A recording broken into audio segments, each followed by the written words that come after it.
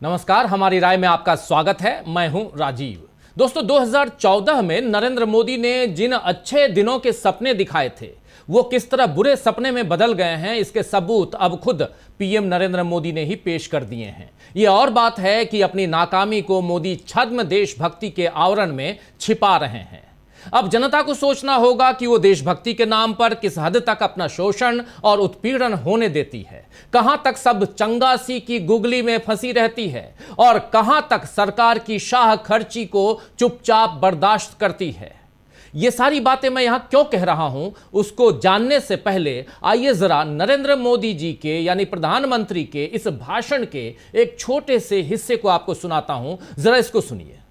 Work from home, online conferences, virtual meetings, इनको हमें फिर से प्राथमिकता देनी है।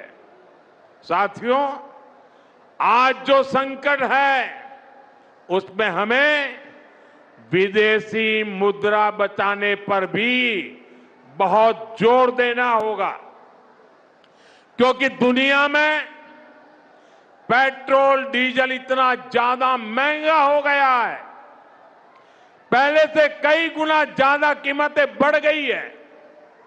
तो हम सबका दायित्व है कि पेट्रोल डीजल की खरीद पर जो विदेशी मुद्रा खर्च होती है, पेट्रोल डीजल बचाकर हमें वो मुद्रा भी बचानी है। तो सुना आपने, दरअसल रविवार को तेलंगाना में एक सभा में नरेंद्र मोदी ने पश्चिम एशिया में चल रहे संकट का जिक्र करते हुए विदेशी मुद्रा भंडार बचाने की बात कही और इसके लिए उन्होंने पेट्रोलियम उत्पादों के इस्तेमाल को कम करने, विदेशी मुद्रा की बचत करने और आत्मनिर्भरता पर जोर जैसे सुझाव दिए। बहुत अच्छी बात है, सुझाव दीजिए, कोई दिक्कत नहीं है। पेट्रोल डीजल बचाने के लिए प्रधानमंत्री ने कार पूलिंग या मेट्रो से सफर की बात कही और कोविड के दौरान जिस तरह वर्क फ्रॉम होम किया जाता था, आपको याद होगा, उसी को फिर से अपनाने की अपील भी नरेंद्र मोदी ने की। नरेंद्र मोदी ने कहा कि विदेश में शादियां, यात्राएं और छुट्टियां मनाने का चलन बढ़ रहा है, इसीलिए उन्होंने अपील की कि संकट के इस समय में कम से कम 1 साल तक आप विदेश की यात्राएं स्थगित कर दें। साथ ही त्योहारों पर सोने की खरीदारी को भी 1 साल के लिए टालने की सलाह नरेंद्र मोदी ने दी। नरेंद्र मोदी ने यह भी कहा है कि मैं लंबे समय से कह रहा हूं कि खाना पकाने के तेल का उपयोग 10% कम कर दें। इससे न सिर्फ देश को संकट के समय मदद मिलेगी बल्कि आपके परिवार की सेहत भी सुधरेगी।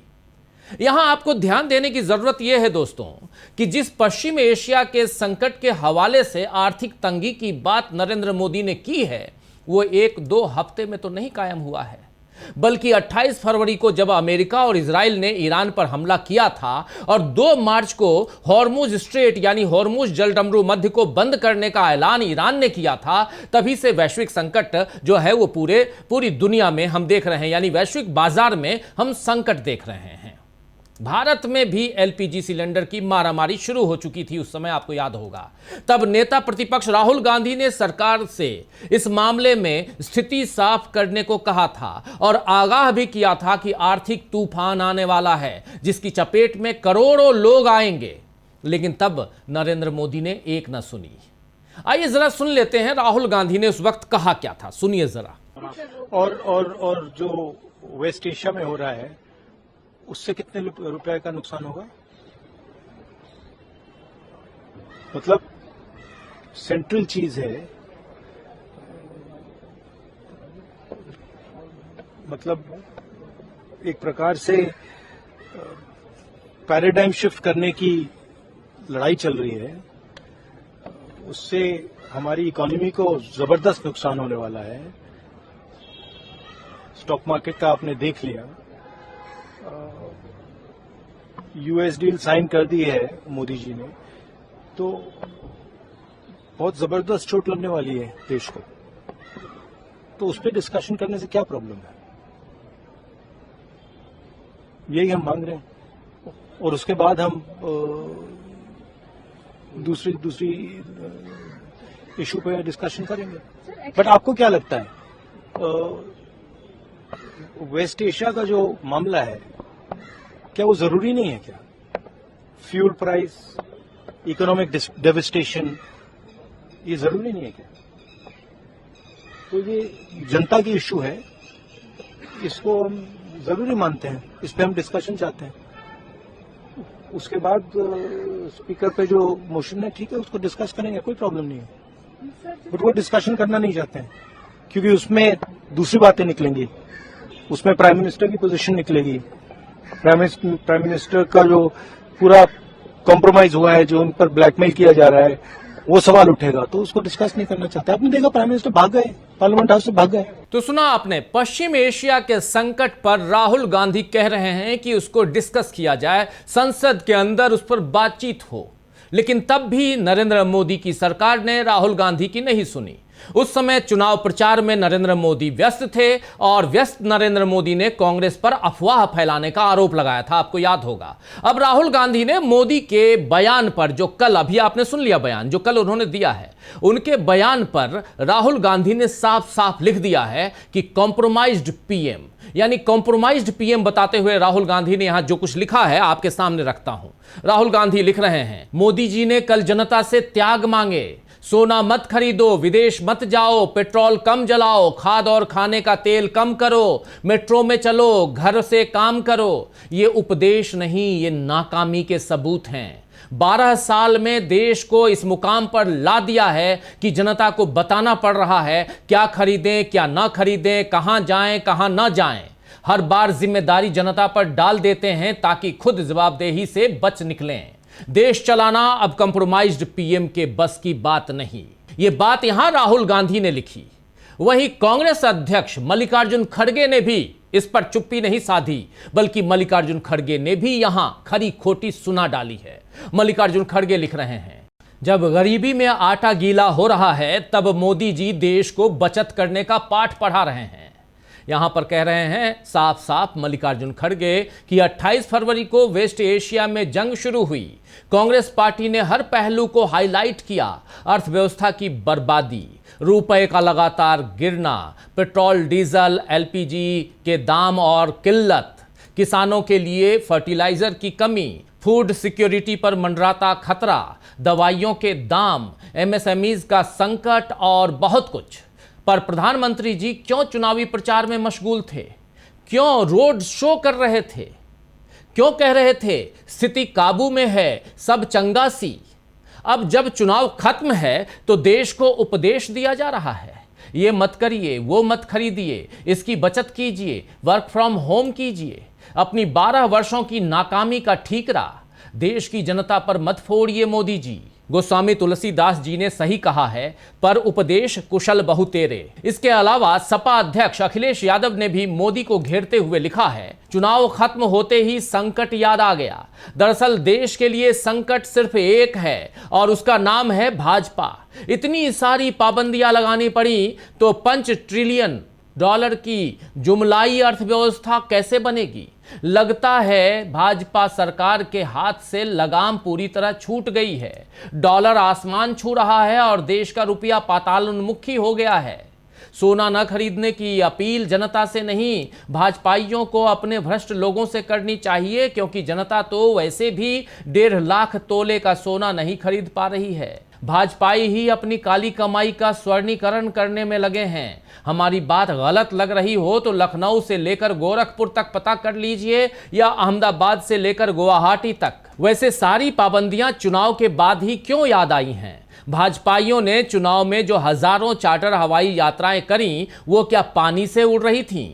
वो क्या होटलों में नहीं ठहर रहे थे, या सिलेंडर की फोटो लगाकर खाना बनाकर खा रहे थे? भाजपाइयों ने चुनाव में ही वीडियो कॉन्फ्रेंसिंग से ही प्रचार क्यों नहीं किया? सारी पाबंदियां जनता के लिए ही हैं क्या? यहां साफ साफ अखिलेश यादव जो बात रख रहे हैं, बहुत महत्वपूर्ण बात रख रहे हैं। बहुत सारे सवाल, लेकिन बहुत इंपॉर्टेंट सवाल। विपक्ष के तमाम नेता इस समय ऐसी ही प्रतिक्रिया दे रहे हैं और सभी ने मार्च से ही मोदी सरकार को आगाह करना शुरू कर दिया था। लेकिन तब पेट्रोलियम मंत्रालय के अधिकारी रोजाना प्रेस की विज्ञप्ति जारी कर रहे थे, प्रेस कॉन्फ्रेंस कर रहे थे, टेलीविजन चैनल पे आते थे, हर न्यूज चैनल पे, और बताते थे कि देश में कोई संकट नहीं है, हमारे पास तेल और गैस का पर्याप्त भंडार है। तो अब मोदी से पूछा जाना चाहिए कि क्या ये भंडार भाजपा नेताओं के गुलछर्रे उड़ाने के काम आ रहा है। नरेंद्र मोदी ने केरल से लेकर बंगाल तक धुआंधार रैलियां की। उनकी हर यात्रा में करोड़ों का पेट्रोल खर्च हुआ होगा। अभी बंगाल में शपथ ग्रहण समारोह में भाजपा के तमाम दिग्गज, सारे भाजपाई मुख्यमंत्री सब पहुंचे। क्या उनके विमान और हेलीकॉप्टर पानी से चलने लगे हैं? 12 मई को असम में भी भव्य शपथ ग्रहण होगा, तो क्या खुद मोदी वहां न पहुंचकर वर्चुअली उससे जुड़ेंगे? कहेंगे कि मैं वर्क फ्रॉम होम कर रहा हूं। कोविड में तो ऐसा ही होता था। अगर मोदी न जाएं तो जनता के टैक्स का बहुत सारा पैसा बच जाएगा। रविवार को कर्नाटक और तेलंगाना के बाद नरेंद्र मोदी सोमवार को सोमनाथ अमृत महोत्सव में पहुंचे। पहले वहां रोड शो किया, फिर 11 तीर्थों के जल से मंदिर में अभिषेक किया। इस पूरे कार्यक्रम में कितने करोड़ रुपए बह गए होंगे उसका कोई हिसाब नहीं है। लेकिन मोदी तो तुलसीदास की वाणी को सार्थक कर रहे हैं कि पर उपदेश कुशल बहु तेरे, यानी दूसरों को उपदेश देना और खुद अपने आचरण में न उतारना, ऐसे लोग बहुत हैं और मोदी भी उन्हीं में से एक हैं। मोदी जी शास्त्री जी तो कभी बन नहीं सकते, जिन्होंने 1965 में पाकिस्तान के साथ युद्ध के दौरान कायम हुए आर्थिक संकट में एक वक्त का उपवास रखने की अपील देशवासियों से की और खुद भी उस पर अमल किया, और देश की हालत सुधारने के लिए कृषि क्षेत्र को मजबूत करने पर काम किया। मोदी का हाल तो ऐसा है कि खुद 10 लाख का सूट पहने, 8,000 करोड़ के हवाई जहाज में घूमें, महंगी गाड़ियों में चलें, विदेशी चश्मा और घड़ी पहने, लेकिन लोगों से कहें कि तुम अपनी जरूरतों में कटौती करो, क्योंकि देशभक्ति तो दिखानी है। मध्यम वर्ग की बात कर रहे हैं। मध्य वर्ग की छुट्टियों में विदेश यात्रा की संस्कृति पर मोदी जो टिप्पणी कर रहे थे, वह असल में देश के विकास का सूचक थी।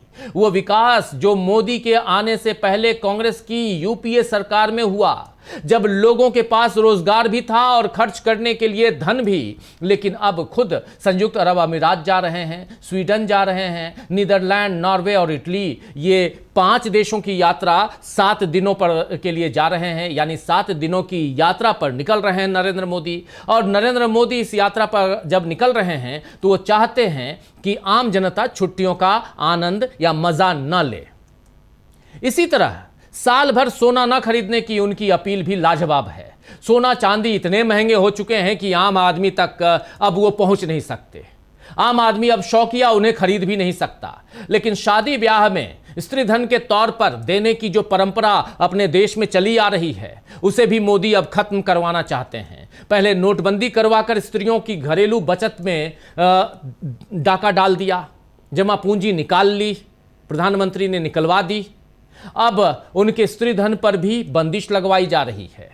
मोदी को अपील ही करनी थी तो नीता अंबानी, ईशा अंबानी जैसे लोगों से करते, जो विदेशों में भारतीय संस्कृति दिखाने के लिए सोने की जरी वाली साड़ी, माणिक, पन्नों से जड़े हुए हार और सोने और चांदी से बने हुए करोड़ों के बटुओं का प्रदर्शन कर रही हैं। विलासिता का ऐसा फूहड़ प्रदर्शन भारतीय संस्कृति तो कभी देखा ही नहीं, भारतीय संस्कृति में कहीं भी नहीं रहा। लेकिन धन पशुओं के सामने तो नरेंद्र मोदी की बोलती बंद हो जाती है, और यही सबसे बड़ी दिक्कत है इस देश में, इस सरकार में। नरेंद्र मोदी चाहते तो हालात पहले ही काबू में करने की कोशिश करते, लेकिन चुनाव खत्म होने तक उन्होंने आर्थिक संकट पर एक लफ्ज नहीं कहा। विपक्ष ने जब भी रुपए की गिरती कीमत, तेल गैस के संकट पर बात करना चाहिए तो उसे नकारा। जी हां, नकारा गया।